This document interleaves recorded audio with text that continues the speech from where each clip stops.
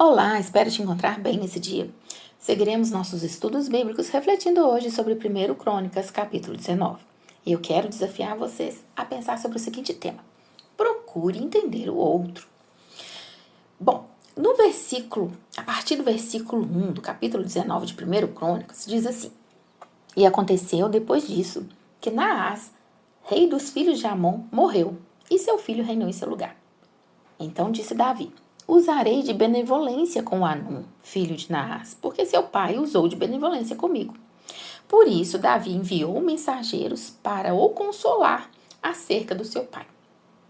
E chegando os servos de Davi à terra dos filhos de Amon, a Hanum para o consolarem, disseram os príncipes dos filhos de Amon a Hanum: Pensas, porventura, que foi para honrar teu pai aos teus olhos que Davi te mandou consoladores?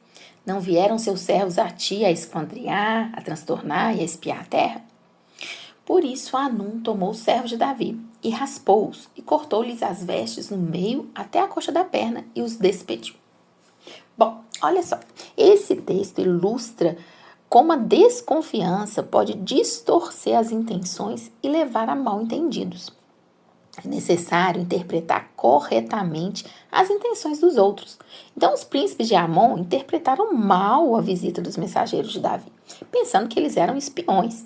Então, essa falta de comunicação clara vai resultar em consequências terríveis. E isso nos ensina que devemos sempre buscar entender as intenções, ações, o contexto e a motivação por trás das ações dos outros, antes de tirarmos conclusões precipitadas. Bom, mas antes de prosseguirmos aqui com essa reflexão, quero te pedir que se inscreva aqui no nosso canal, ative o sininho, você vai receber as notificações e pode nos ajudar a expandir a palavra de Deus. Então deixa agora o seu like, comenta e compartilha. Você faz isso de forma rápida e nos ajuda a expandir a visualização desse conteúdo para outras vidas. Então faça você parte disso também. E eu quero aqui retornar ao nosso tema, mas antes vou te incentivar a ler o capítulo completo de 1 Crônicas 19, porque nós vamos passar agora nos pontos principais. Bom, então começa ali o capítulo já com a morte de Naás, Naás, o rei dos Amonitas. Embora as escrituras ali não forneçam muitos detalhes sobre Naás, ele já é mencionado lá em 1 Samuel, lembrado por sua ameaça a Jabes de Gileade e sua subsequente ali, submissão a Saul, rei de Israel. Então, a narrativa aqui já começa com a morte dele, e Davi, sabendo então dessa morte, envia mensageiros para expressar ali as condolências ao rei. Então, é um gesto de Davi que revela a sua natureza compassiva e a sua habilidade diplomática. Então, ele não apenas reconhece a perda da família de Naás, mas também busca manter relações pacíficas com os amonitas, que era o povo vizinho. Então, vale destacar aqui a importância da diplomacia na época que Davi viveu. Era um mundo de muitos conflitos e disputas territoriais comuns. Então, essa habilidade de manter uma relação pacífica com os vizinhos era fundamental para ter estabilidade no reino. Então, a atitude de Davi vai exemplificar sua sabedoria como líder, mostrando que ele prefere buscar paz e reconciliação antes de guerra. No entanto, esse gesto de bondade por parte de Davi é mal interpretado por Hanum e seus conselheiros. E aí vai servir de base para a série de eventos que vai acontecer a partir daí. Nós temos, então, que vai desenrolando, infelizmente, vai gerar o conflito por causa de um mal entendido. Então, os conselheiros vão ali e distorcem aquele gesto que Davi fez. Então, eles suspeitam de motivações ocultas e hostis por trás da ação de Davi, em vez de verem a expressão genuína de condolências, que era o que realmente que Davi queria fazer. Então, essa falta de compreensão e essa rápida disposição de suspeitar de más intenções por parte de Davi mostram como a desconfiança e a má interpretação podem ser o prelúdio para os conflitos. Então, nos frisa aí a importância de uma comunicação clara, da busca de entendimento mútuo nas relações interpessoais e internacionais. Precisamos saber ouvir o outro e querer entender o que o outro está dizendo. E aí, não foi isso que Hanun fez, né? Então, pelo contrário, ele além de não ter interpretado bem, ele decide humilhar os mensageiros de Davi. Então, o gesto dele vai além da simples suspeita e demonstra ali uma falta de respeito e consideração. Hanun e seus conselheiros raspam a metade da barba dos mensageiros e cortam suas roupas na altura das nádegas, uma atitude que traria assim, extrema vergonha, né, na cultura da época. Então, esse ato de humilhação não foi só prejudicial para os mensageiros, mas também uma afronta direta ao rei de Israel. Então, a maneira como Hanun e seus conselheiros escolhem lidar com o mal-entendido é completamente inadequada, né? Então, eles optam ali por uma abordagem que vai inflamar ainda mais as tensões dos reinos, em vez de buscar aí algo que fosse pacífico. Né? Então, nos faz aí refletir justamente sobre a importância da empatia, do diálogo, da busca por soluções pacíficas em situações de conflito. Né? Destaca aí como as ações de indivíduos influentes podem repercutir significativamente nas relações entre nações. Né? Então, atos precipitados e mal orientados podem desencadear várias consequências. Né? Então, os amonitas, eles percebem a ira de Davi. E aí eles começam a temer, né? Então, eles sabem ali que esse tratamento desonroso foi um erro e vai desencadear outros eventos. Então, eles começam ali ao quê? A ter esse temor, né, da ira, né, então, do Davi contra eles, né? Então, essas ações precipitadas vão ter consequências graves, né? E os amonitas, ao invés de buscar reconciliação, agora eles começam a se preparar para enfrentar a retaliação de Israel. E a preocupação era de tomar ali a região, né? Então eles buscam o quê? Uma aliança com os sírios, que era um povo vizinho e também poderoso na época. Então o verso 8 ali vai revelar que Hanun e seus conselheiros enviam uma grande soma de prata para contratar carros de guerra e cavaleiros sírios. Né? Então essa busca de alianças e a tentativa de reforçar suas forças militares são indicadores claros de que os amonitas estavam preparando já para o conflito. Né? Então o medo e a desconfiança os levaram a buscar apoio externo, intensificando ainda mais a situação. Então, Davi toma conhecimento da aliança dos amonitas com os sírios e aí ele age de forma decisiva e rápida. Então, um evento desencadeia outro. Então, ele envia Joabe, seu comandante-chefe, à frente do seu exército para enfrentar então os amonitas e os sírios em batalha. Davi reconhece a gravidade da situação e a ameaça que essa aliança representa ali para o reino de Israel. E no versículo 10 destaca muito a confiança de Davi na orientação de Deus. Ele declara: ser forte e corajoso e fortaleçamo-nos pelo nosso povo e pelas cidades do nosso Deus. E o Senhor faça o que parecer bom aos seus olhos. Aqui vemos a sabedoria de Davi em buscar a vontade de Deus antes de agir e sua disposição para liderar seu povo em tempos de conflito. Então, a todo tempo, ele está ali buscando do Senhor.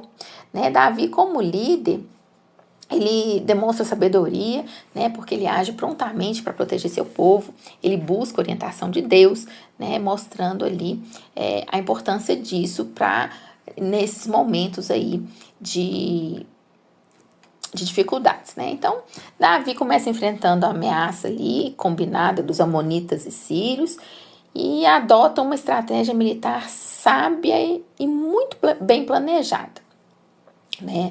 No versículo 19, no versículo 11, vai nos informar que ele dividiu suas forças em duas frentes. Então, ele colocou Joabe, que era o comandante-chefe, à frente de uma parte do exército, enquanto ele mesmo liderou a outra parte. Então, essa abordagem estratégica tinha o objetivo de cercar o inimigo, o que frequentemente era uma tática eficaz ali em situações de batalha. Então, Davi reconhece a importância de confiar em Deus para o sucesso, ele declara ali que o Senhor que faça segundo for bom aos olhos do Senhor, garantindo ali que ele quer que a vontade de Deus se siga. Então, a batalha que vai decorrer a partir daí é uma batalha intensa. As forças de Davi enfrentam os amonitas e os sírios com muita coragem, né? E nesse momento crítico aí, a narrativa então vai destacar a importância da liderança e da coragem do rei de Israel diante de tudo. E aí nós temos o desfecho da batalha, né? O exército de Davi prevalece sobre os amonitas e sírios, dando ali uma derrota significativa. Então, esse resultado reflete a intervenção do Senhor e a bênção de Deus sobre o exército de Israel. É importante notar que ao longo de toda a narrativa, Davi manteve sua confiança em Deus e buscou sua orientação. Então, essa confiança e dependência em Deus foram fundamentais para a vitória de Israel nessa batalha. Além disso, a derrota dos amonitas e sírios mostra como a justiça e a retidão de Davi foram recompensadas. Então, a sua busca por paz e a tentativa inicial de expressar condolências aos amonitas demonstram sua disposição para agir de maneira justa e compassiva, né? Então, a narrativa aí vai encerrar com o retorno vitorioso das forças de Davi a Jerusalém, e essa vitória não apenas assegura a segurança de Israel, mas também reafirma a liderança de Davi e a importância da busca pela vontade de Deus em todas as áreas. Bom, quando a gente pega 1 Crônicas 19 e tenta trazer para os nossos dias, primeiramente devemos lembrar que, como cristãos, encontramos em todo o Antigo Testamento sombras que vão apontar ali para a obra redentora de Cristo. Assim, vamos examinar essa passagem pensando nisso, nos princípios que vão nos conduzir até Cristo. Então, em Davi, vemos um líder que buscou paz e a reconciliação, mesmo diante de mal-entendido. Então, ele enviou mensageiros com condolências, refletindo a graça e a misericórdia que encontramos em Cristo. Jesus é o príncipe da paz. E sua obra na cruz foi reconciliar a humanidade com Deus, restaurando a comunhão perdida ali pelo pecado. No entanto, assim como Anu e seus conselheiros interpretaram mal a intenção de Davi, muitos ainda entendem mal a mensagem de Cristo. Eles veem sua oferta de reconciliação como uma ameaça, como algo que perturba o status quo de suas vidas. Então, isso nos lembra da rejeição que Jesus enfrentou em seu ministério terreno. A aliança entre os amonitas e os sírios pode ser vista ali como uma representação do mundo hostil ao evangelho, que busca minar a verdade e desafiar a obra de Cristo. Mas assim como Davi tomou as medidas decisivas para enfrentar essa ameaça, nosso Senhor Jesus Cristo enfrentou a hostilidade do mundo ao se entregar na cruz. Então, a aliança entre pecado e morte foi derrotada pela aliança entre Deus e a humanidade, por meio do sacrifício de Cristo. A estratégia de Davi na batalha, dividindo seu exército e confiando em Deus, nos lembra que nossa vitória sobre as adversidades só é possível quando buscamos a orientação do Senhor. Em Cristo, encontramos a fonte da nossa força e sabedoria. Ele é o nosso comandante supremo. E quando o seguimos, podemos enfrentar qualquer batalha da vida com muita coragem. A batalha e a vitória de Davi sobre os inimigos refletem a batalha espiritual que nós enfrentamos como cristãos. Assim como Davi retornou vitorioso a Jerusalém, nossa esperança está na promessa da vitória final de Cristo sobre o pecado e a morte. Ele já triunfou na cruz e um dia vai retornar para estabelecer o seu reino eterno. Portanto, precisamos lembrar que em Cristo encontramos paz, reconciliação e vitória sobre o mundo e suas hostilidades. Assim como Davi buscou a vontade de Deus em todas as suas ações, devemos buscar a orientação de Cristo em nossas vidas. E assim como Davi confiou em Deus na batalha, nossa fé em Cristo nos dá a força e a coragem para enfrentar os desafios que vão surgir. Que possamos ser aqueles que buscam a paz, a reconciliação e a vitória em Cristo. Queria te incentivar a orar sobre 3 pontos. Pela sabedoria na diplomacia e nas relações internacionais. Então, precisamos orar pelos líderes das nações, para que eles sejam dotados de sabedoria ao lidar com situações de conflitos, evitando mal-entendidos. Então, ore para que haja paz, haja reconciliação e a compreensão mútua, em vez de sempre recorrer à hostilidade, né? Ore pelas resoluções pacíficas de conflitos. né? Então, ora para que as nações busquem ativamente soluções que sejam pacíficas para qualquer tipo de conflito, priorizando sempre o diálogo, a mediação em vez da violência. Então, peça a Deus que inspire líderes e mediadores a trabalharem pela paz e pela reconciliação. Ore também pela dependência em Deus nos tempos de conflito. Então, quando Davi se depara ali com a ameaça dos amonitas e sírios, ele busca a orientação de Deus e confia em Deus para essa vitória. Então, podemos orar para que em momentos de adversidades e conflito, nós e nossos líderes possamos colocar nossa confiança toda em Deus, para que busquemos então direção e força, reconhecendo que Ele é o nosso comandante supremo e a fonte de nossa coragem e vida. Amém? Que o Senhor te abençoe.